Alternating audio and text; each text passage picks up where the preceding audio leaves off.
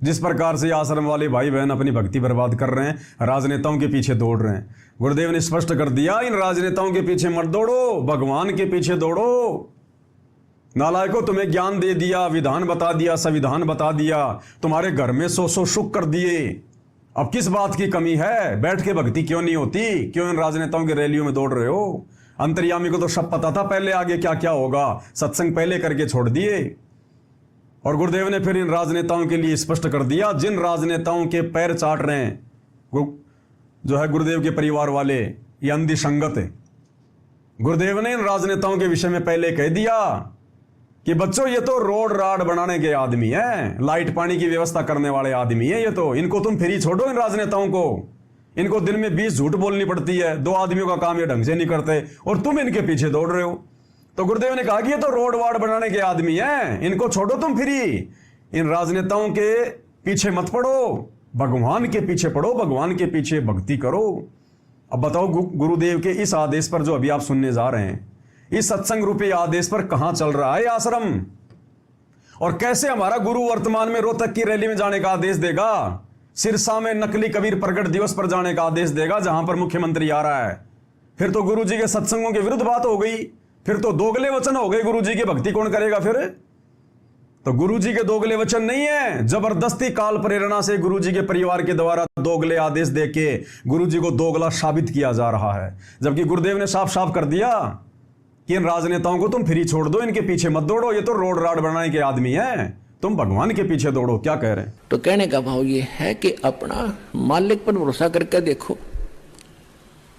आपको सारा सुख देगा। अगर मैं इतिहास ज्ञान लागू इस पिछले अपने भक्तों के जो परमात्मा ने रजा बख्शी है, तो एक अलग विषय शुरू हो जाएगा। एक भक्त है यहाँ पर, सुरेश दास डिगलते हैं, वहाँ पर सेवा करता है, जो भंडारे का सामान जमा करते हो आप। इसकी पत्नी यशवंती नाम बेटी का मृत्यु को प्राप्त होने वाली थी, तो प्रेतवादा से पीड़ित। सुरेश ये शराब पीवनरी, छोटे छोटे बच्चे थे, और इस बेटी का जबान बंद हो गई थी। इस बहन का भाई डीएसपी हरियाणा पुलिस में, एक भाई एडवोकेट, सारे दिखा ली, कति धक्के खा लिए कि ठीक नहीं। तब किसी भक्त ने उस भाई को बताया, इसके डीएसपी को, हमारे भक्त ने, जब थक लिए तब यहाँ लेके आए, इसको नाम लिया। कति अगले दिन वह बोलने लगी, जुबान ठीक होगी। सुरेश भगत ने शराब छोड़ के देवता बन गया। उसके बच्चे बचपन से सेवा करने लगे थे। जब वो पढ़ लिख कर युवा हुए, एक ही दिल्ली पुलिस की भर्ती में दोनों सेलेक्ट हो गए। एक तो यहाँ आया हुआ बच्चा और एक वो नौकरी पे है, आज वो छुट्टी लेकर आया हुआ। तो परमात्मा क्या नहीं कर दे, एक ना पैसा लग गया, नहीं किसी की सिफारिश की जरूरत नहीं।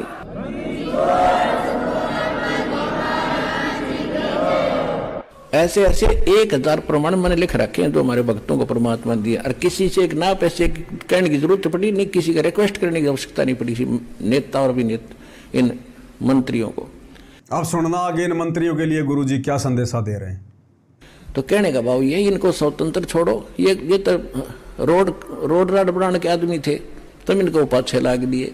सड़क बनवा दो, और की तो दिक्कत है, उनको कहो भाई गांव साथ ला, यूँ काम करो ताकि कुछ कर भी दे। 100 झूठ बोलना, एक का काम नहीं कर सकते। ये अपने कर्म बिगाड़े, तुम न गेल ला रहे। तुम इन राजनेताओं के विषय में कह रहे हैं गुरुदेव, ये अपने कर्म बिगाड़े हैं और तुम्हारे को पीछे लगा के फिरते हैं, और ये तो रोड राड बनाने के आदमी, इनको फ्री छोड़ो। दिन में 100 झूठ बोलनी पड़ती है इनको, और कह रहे हैं ये तो अपने कर्म फोड़ रहे हैं।